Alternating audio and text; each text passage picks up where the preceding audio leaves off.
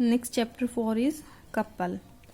हाँ जी, आपके third chapter में कई जगह वर्ड कपल यूज़ हुआ है। अब मैं आपको यहाँ आप समझाती हूँ कपल होता क्या है।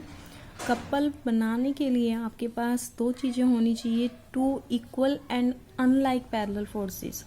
दोनों फोर्सेस का मैग्नीट्यूड सेम हो लेकिन डायरेक्शन अपोजिट हो। अगर डायरेक्शन अपोजिट है, दोनों फोर्सेस सेम है, साथ में एक कंडीशन और होनी चाहिए with different line of action of force. जैसे सपोज करो आपके पास ये दो पैरेलल फोर्सेस हैं, सेम मैग्नीट्यूड के हैं, डायरेक्शन अपोजिट है। अगर एक ही पॉइंट पर एक्ट कर जाएं, एक ही लाइन ऑफ एक्शन हो, एक के अपवर्ड और एक के डाउनवर्ड हो, तो आपको पता है रिजल्टेंट 0 आ जाएगा। ठीक है, यहाँ आपको लेने तो इसी तरह के हैं, दो इक्वल फोर्सेस लेने हैं, अपोजिट डायरेक्शन के लेने हैं, लेकिन उनकी लाइन ऑफ एक्शन डिफरेंट होनी चाहिए, तब जाके कपल बनेगा। जैसे देखो एक फोर्स ये है, एक फोर्स आपका ये है, तो इसको मैं ज्वाइन कर दूँ लाइन को, तो ये आपका क्या बना लेगा, कपल बनाएगा। This is the couple. Two equal and opposite force, two equal and unlike parallel forces with different line of action of force form a couple. Two equal and unlike parallel forces with different line of action are said to form a couple. अब आता है couple का moment, और ये जो line जिसको हम join करते हैं, दो फोर्सेस को ज्वाइन करते हैं, this line is called arm of the couple. This is the arm of the couple. Couple का मोमेंट कैसे निकाला जाता है? कपल का मोमेंट दिया जाता है force into arm of the couple. अभी आएगा आगे, देखो ये moment of couple. Moment of couple is force into arm of the couple. अब आप कहोगे फोर्स कौन सा लेना है? दोनों फोर्स का मैग्नीट्यूड सेम है, आप कोई भी ले सकते हो, तो फोर्स रखा इनटू जो ये आपके पास डिस्टेंस है, this is the arm of couple. तो force into arm of the couple is the moment of couple.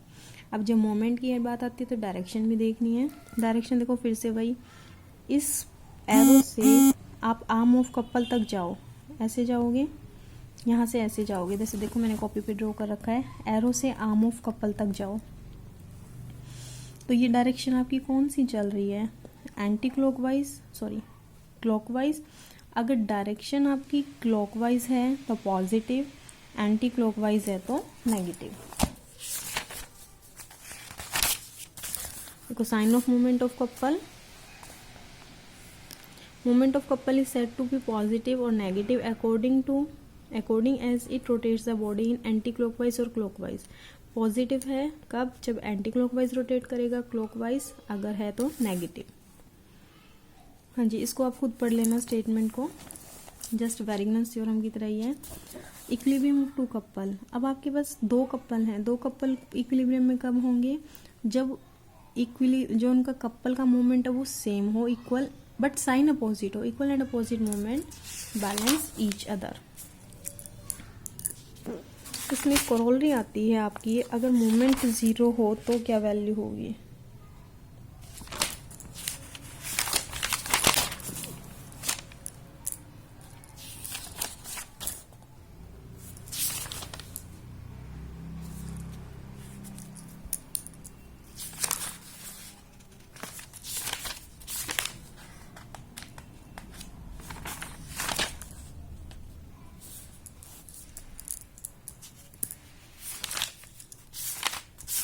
हाँ जी, देखो इसमें आगे आपको नहीं दे रखा है, जहाँ आपका जो स्टेप यूज़ होगा वहाँ मैं आपको समझा दूँगी।